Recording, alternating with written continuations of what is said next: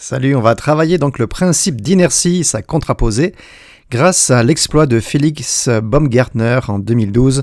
Il a fait un saut à 39 km de hauteur et il a atteint une vitesse de 1343 km/h. Tu peux trouver une vidéo sur YouTube sans souci. Alors ici, tu vois, tu as un graphe avec la vitesse donc, de Félix en fonction du temps. Donc tu vois, il a sauté, la vitesse a très vite augmenté, ensuite elle a atteint un petit palier et elle a commencé à diminuer la vitesse. Donc une première chose qu'on peut te demander, c'est de caractériser le mouvement. C'est-à-dire qu'ici, on s'est posé à 20 secondes, à 50 et à 70, c'est trois exemples. Et il faut caractériser le mouvement. Par exemple, à 20 secondes, qu'est-ce que c'est que mouvement ? C'est un mouvement qui est rectiligne, il tombe, Félix, rectiligne et accéléré. C'est-à-dire que sa vitesse, je vois qu'elle augmente en fonction du temps. Mouvement rectiligne accéléré. Par contre, à 50 secondes ici, c'est toujours un mouvement rectiligne, mais il n'est ni accéléré ni décéléré. La vitesse ici, à ce moment précis, elle ne change pas. On dit qu'il est uniforme. La vitesse ne change pas, elle est constante. Donc c'est un mouvement rectiligne uniforme à t égale 50 secondes. On arrive à 70 secondes ici. Donc là, je vois que la vitesse diminue. Donc c'est un mouvement rectiligne décéléré ou ralenti. On peut dire les deux, mais plutôt décéléré. Voilà pour une première question. Ensuite, on va représenter les forces par des vecteurs. Donc là, j'ai modélisé Félix par 3 points matériels aux 3 moments de ce graphe. Donc les forces, donc il y a déjà une force évidente qui est présente dans les 3 et qui ne change pas. Cette force, c'est le poids. Qu'il soit à 20 ou à 50 ou à 70 secondes, le poids est toujours le même, cette force. Donc le poids, évidemment, direction verticale, sens vers le bas. Et voilà, là j'ai mis juste un vecteur, j'ai choisi une longueur de principe. Maintenant, il y a une deuxième force, c'est les frottements. Alors, à t égale 20 secondes, on a vu que c'est un mouvement qui est accéléré. S'il est accéléré, c'est que les forces de frottement sont plus petites que le poids, moins importantes. Donc le frottement, toujours direction verticale, sens vers le haut, parce qu'ils s'opposent au mouvement, donc le frottement c'est vers le haut. Par contre, je fais le frottement plus petit que le poids, et c'est pour ça que ça accélère. Quand on arrive à t égale 50 secondes, on a dit tout à l'heure que c'était un mouvement rectiligne uniforme, et selon le principe d'inertie, ça veut dire que les forces se compensent. Si elles se compensent, c'est que les valeurs du poids et des frottements sont identiques. Donc les vecteurs ont la même longueur, la même norme, à t égale 50 secondes. Maintenant, à t égale 70 secondes, c'est décéléré, ça ralentit. Ça veut dire que les frottements sont plus importants que le poids.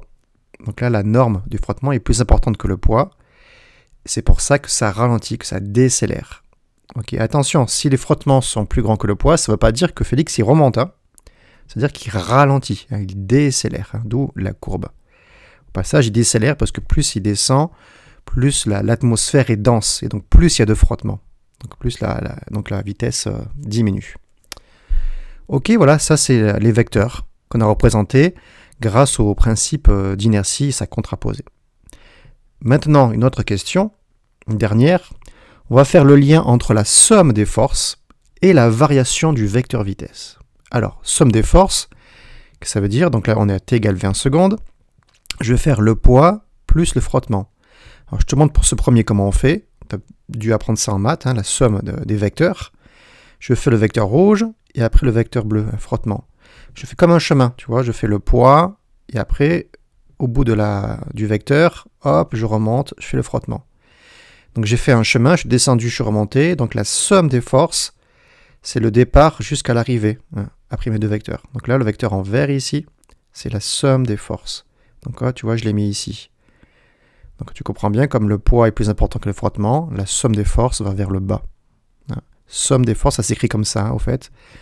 Cette lettre-là, c'est le sigma majuscule en grec, ça veut dire la somme, et des forces, grand F. Avec toujours un petit vecteur dessus, parce qu'on travaille avec des vecteurs.